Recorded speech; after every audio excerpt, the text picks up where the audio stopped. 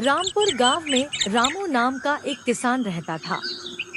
उसकी ईमानदारी और मेहनत के चर्चे पूरे गांव में थे। वह अपनी जमीन को माँ का दर्जा देता और दिन रात उसकी सेवा में लगा रहता था।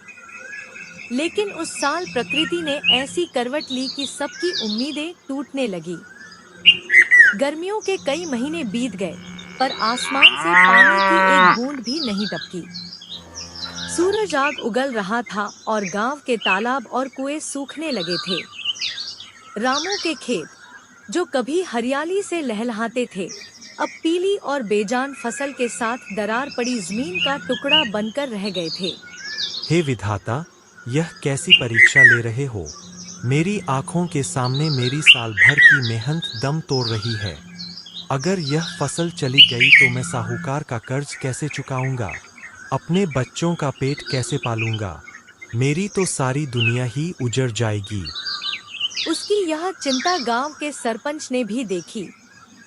उन्होंने गांव की चौपाल पर एक पंचायत बुलाई। सभी ग्रामीण पुराने बरगद के पेड़ के नीचे इकट्ठा हुए। भाइयों, हम सब आज एक बड़ी विपदा का सामना कर रहे हैं। सूखा हम सब के लिए है, लेकिन इसकी सबसे बड़ी मार हमारे भाई रामू पर पड़ रही है। उसकी फसल लगभग खत्म होने की कगार पर है। हमें मिलकर कोई समाधान निकालना होगा। भीड़ में से एक बुजुर्ग किसान गोपी ने निराशा से सिर हिलाया। सरपंच जी, समाधान कहाँ से निकाले? यह तो ईश्वर का प्रकोप है। जब इंद्र देवता ही रूठे हैं, तो हम इंसान क्या कर सकते हैं? गांव से 2 किलोमीटर दूर जो नहर है, उसमें थोड़ा पानी है, पर वहां से खेतों तक पानी लाना कोई बच्चों का खेल नहीं है। हमारी कमर टूट जाएगी और खेत फिर भी प्यासे ही रहेंगे। गोपी की बात सुनकर कई लोगों के चेहरे पर निराशा छा गई। तभी गांव की एक हिम्मती महिला राधा खड़ी हुई। गोपी काका, ऐसे हिम्मत हारने से काम नहीं चलेगा। क्या हम एक दूसरे को मुसीबत में यूं ही अकेला छोड़ देंगे? बूंद बूंद से घड़ा भरता है। अगर हर घर से सिर्फ एक इंसान भी सुबह शाम 2-2 बाल्टी पानी लाने का प्रण ले, तो हम रामू के खेतों को मरने से बचा सकते हैं। हमने पहले भी मिलकर बड़ी मुश्किलें हल की हैं। यह तो बस थोड़ी मेहनत मांग रही है। राधा की बातों ने माहौल में एक नई ऊर्जा भर दी।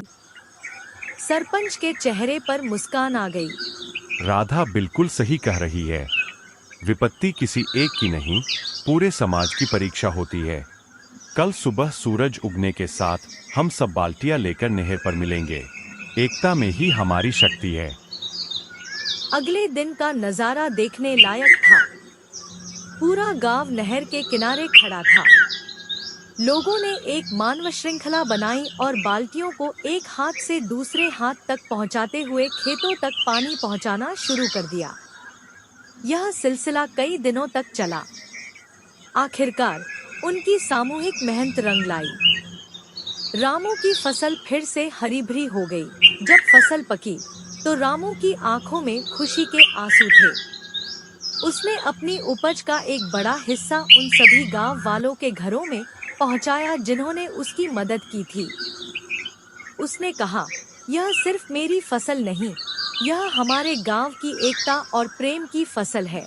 उस दिन रामपुर गांव ने सीखा कि जब लोग एक साथ खड़े होते हैं, तो वे किसी भी सूखे को मात दे सकते हैं।